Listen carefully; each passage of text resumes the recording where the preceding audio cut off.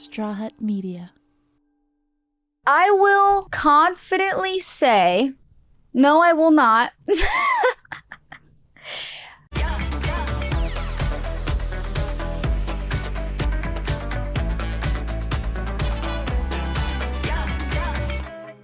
Hey guys, it's Jordyn Jones and welcome back to the Jordyn Jones podcast. In this episode, I asked you guys to ask me some questions to get to know me a little bit better, like you guys already don't know basically everything about me from the internet.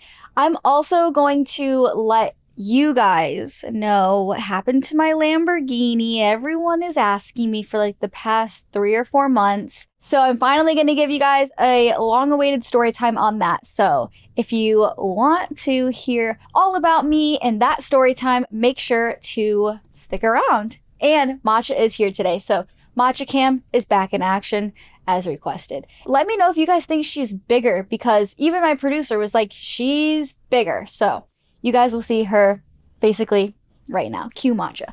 But before we get into this episode, I have to tell you guys the most exciting thing that's happening to me, like, ever. Okay. My older brother and his wife live in California. They live like 35 minutes away from me, like super close. And my niece is 6 years old. Her name is Natalia. I love her. I love talking to her. Mainly we like Snapchat video. We don't see each other very often, but it's about to change. So Carla is Casey's wife, and obviously as a mother, your baby is your baby. She is the firstborn. She is the baby. Carla has only ever had her parents ever watch the kids if they're gone. So they've either been with Casey and Carla, my brother, his wife, or her family members.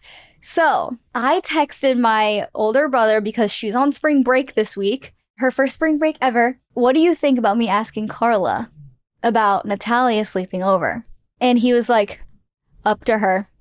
So I texted her, telling my mom, I was like, Mom, I don't know, like if she's going to say yes. It's a lot for that first time to happen, but I wouldn't ask if I'm not ready for that responsibility. I'm 24. I could have my own child by now, you know? And I was like, I'm ready to take on someone else's child. And it's pretty scary. He was like freaking me out on the phone. He's, if you do this, if this happens, I'm gonna do this to you. And I'm like, oh my gosh, nothing's gonna happen. But we have the cutest night and morning planned tomorrow. I'm just gonna tell you guys a little bit. She has never professionally gotten her nails done or her hair done.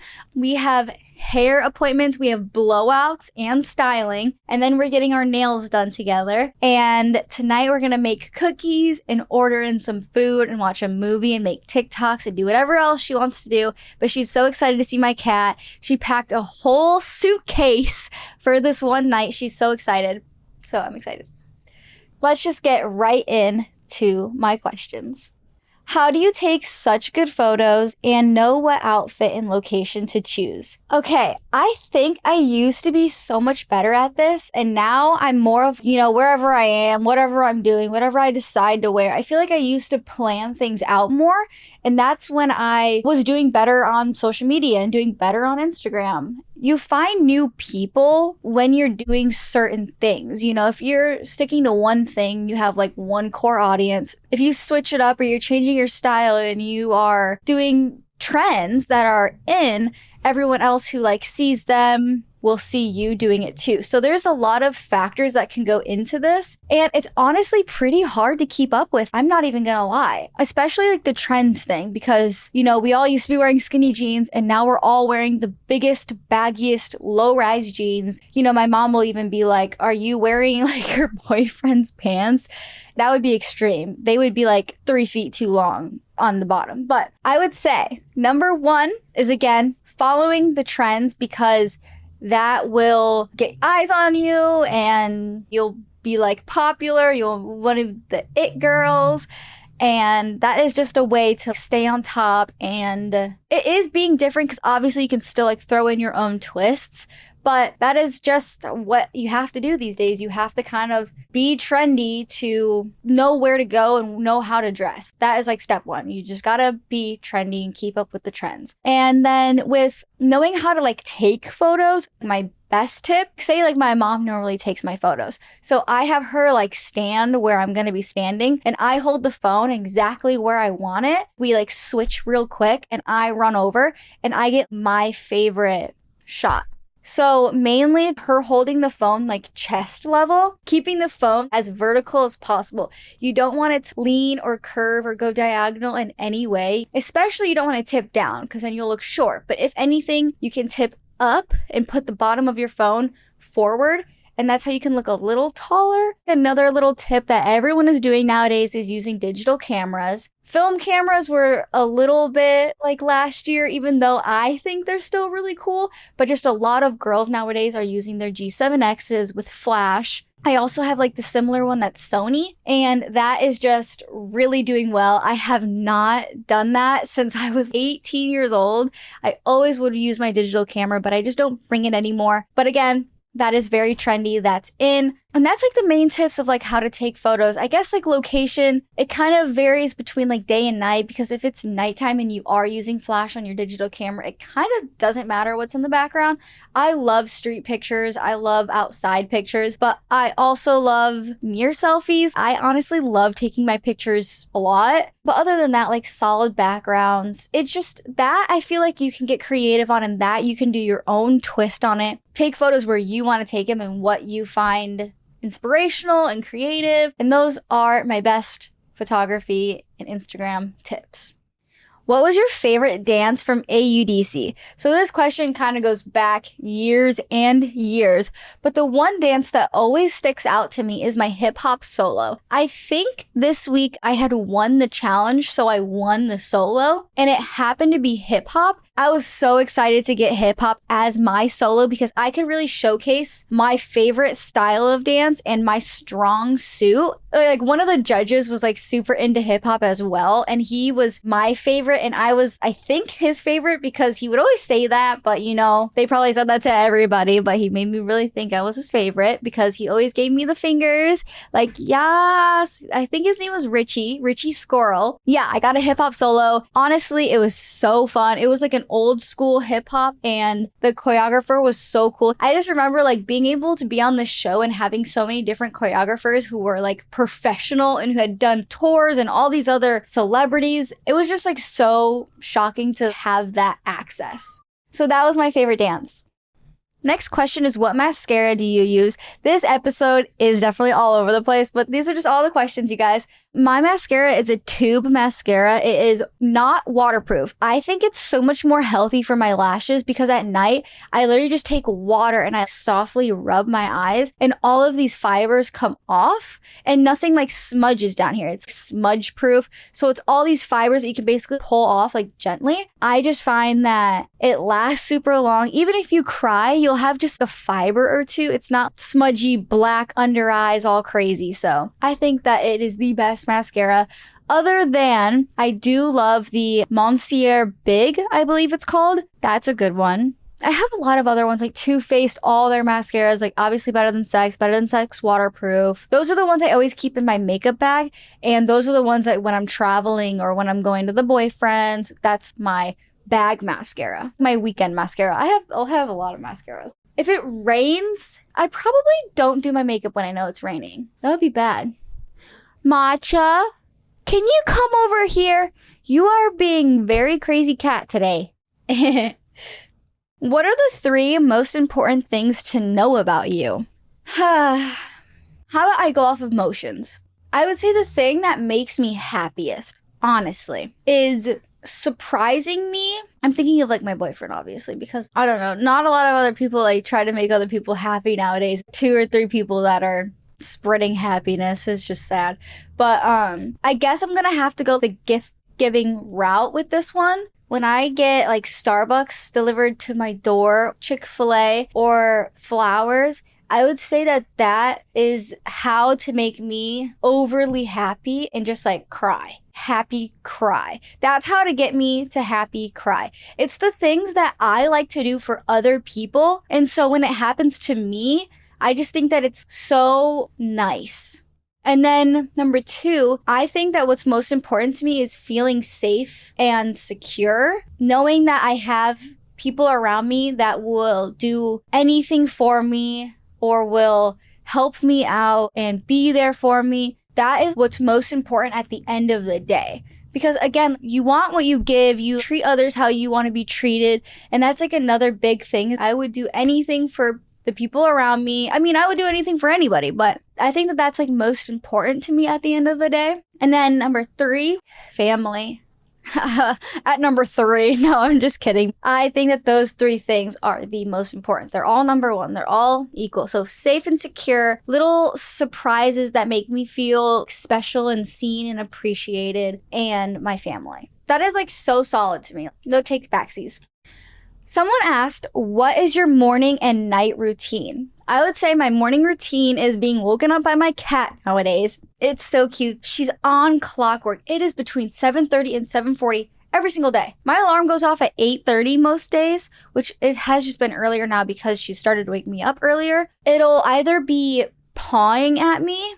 Yeah, it's pawing at my hands. That's why now I feel like I have to sleep with my hands under my pillow. I'm like subconsciously hiding my hands so she doesn't paw at me, but I love it. Or she'll run around with her toys and I'll hear her. So that's like number 1. And then I FaceTime my mom every morning, our morning call of the day. Well, what are you doing? Blah, blah, blah. Like, cause she's 3 hours ahead. And then I usually go to the coffee shop I always go to. My boyfriend's usually like awake way before me. So we usually talk after I'm awake. Obviously. I mean like an hour after I'm awake because he's in class. Yeah, that's like how my morning goes. Those are like the first 5 things that happen to me. Then at night, I will either sit on the couch with my heated blanket that I'm obsessed with, or I'll be playing Xbox, take my makeup off, put on my ring. I have an Aura ring that I wear every night if I'm not wearing it during the day. And then the last thing I do is FaceTime my boyfriend and like we say goodnight. And that's my night routine, if I'm not with him, obviously.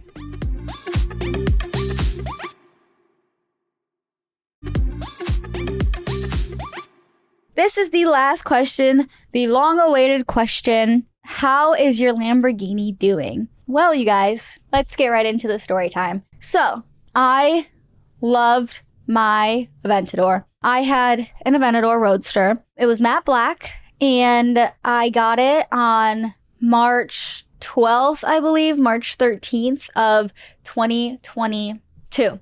In December of 2021, I started looking for cars because before I turned 21, I was like, I want to buy a supercar before my birthday. I want to buy a supercar while I'm 21. I just get in these little moods where I like have my mind set on something and it has to be done. So as soon as that was in my mind in December, I started looking at Huracans, Uruses. That was what my mind was set on. And then it wasn't until I think the week of my birthday, I found a white Lamborghini Aventador in San Diego, and I took my friend with me and we drove down to San Diego to go look at this car. It's obviously expensive, but it was more expensive than what I was looking at because in December versus like March, I was like, you know what? I can afford a Aventador now. So I started looking at Aventadors instead of Huracans, and I started listening to exhaust videos of Aventadors. I wouldn't say there's nothing like it, but it is so special. Like the Aventador, Aventador SV, Aventador SVJ. Those are like the best sounding exhausts to me. I just fell in love. I did a test drive and I don't even know how to drive this car. To put it in drive, you have to put your foot on the brake and you have to just hit your right paddle towards you. And that's like to put it in drive. And then like you have just like your on off button that you have to flick something up and you have to push it. And then like to put your car into park, you have to pull both your paddles towards you and then turn your car off or put your parking brake up. Sorry. So I didn't know how to like drive this thing and I'm on a test drive and I'm scared and I'm like, this is the car I want. But this car was just a Aventador. And one of my friends was like, my friend is selling his Aventador Roadster and it's cheaper, but it was a Roadster. Why would you pay more for not a Roadster? Because they're more rare, they're better, it's a Roadster, which means the roof comes off. So I was like, yeah, I want that car. So my financial advisors only had 3 days to send this wire, get this car transported to me because I wanted it while I was 21. So I got the car. I got it shipped to me. I got the car with 7,000 miles on it, and I had put 7,000 miles on the car in a year and 5 months. I think I had the car. I sold the car back to the guy I got it from in September of 2023.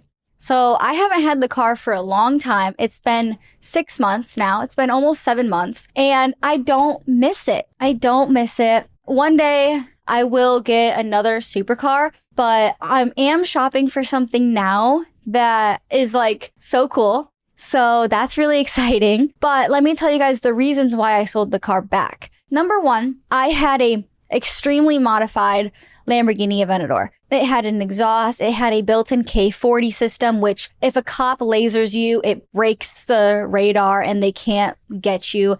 Really illegal. Yeah, it was just like a really loud car, and I didn't have any, I didn't have valves, so I couldn't close the valves and make it quiet. If I would have bought a whole new system, it could have been anywhere from like $15,000 to like $25,000, which is the ones I was like looking at. So that was number one, which I did love. Like I loved having a modified car, but just so much went with that.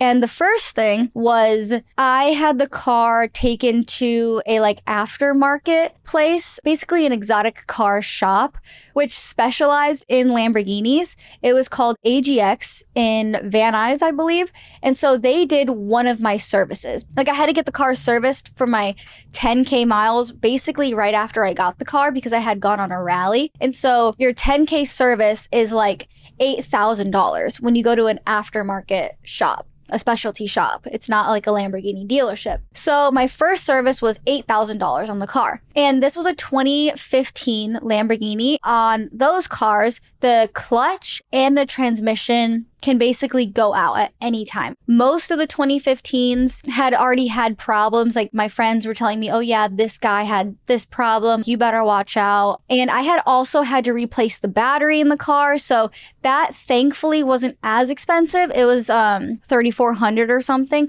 but it's not as expensive as the worst issues that could have happened to the car and that were bound to happen.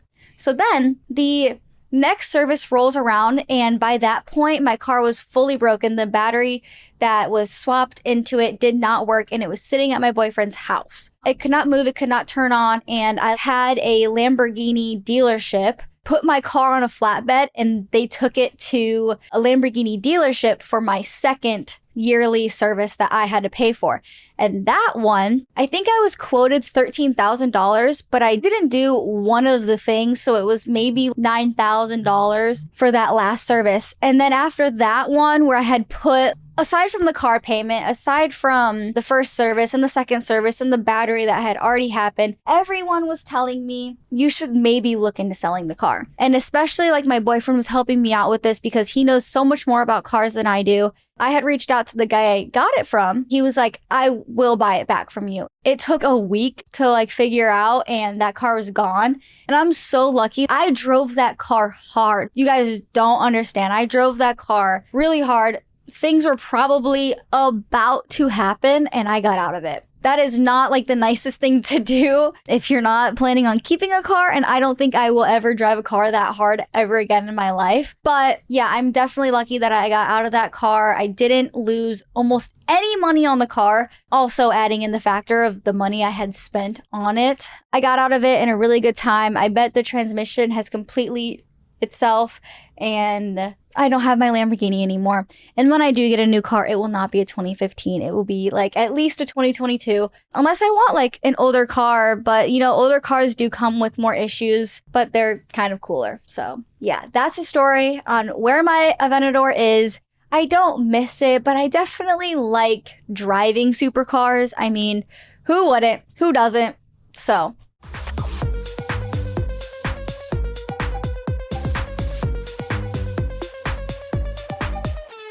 So that is all for this episode. Thank you guys so much for joining me, and I will see you guys next Wednesday with Tila Dunn. She will be my next guest. She's actually here to record, so bye guys. Love ya. You've been listening to the Jordyn Jones Podcast. Jordyn's passion is to inspire, relate, and give you that much-needed one-hour escape from life's everyday struggles. your family, and we're so glad you're here. Make sure to like, rate, review, and subscribe. We'll be back soon. But in the meantime, find us on YouTube, TikTok, and Instagram at Jordyn Jones. Jordyn. This production is brought to you by Straw Hut Media, hosted by Jordyn Jones, produced by Ryan Tillotson, edited by Daniel Ferreira. Additional production help by Carolyn Mendoza, Ali Ahmed, and Samir Gonchi. Keep shining bright like the diamond you are, and see you next time on the Jordyn Jones Podcast.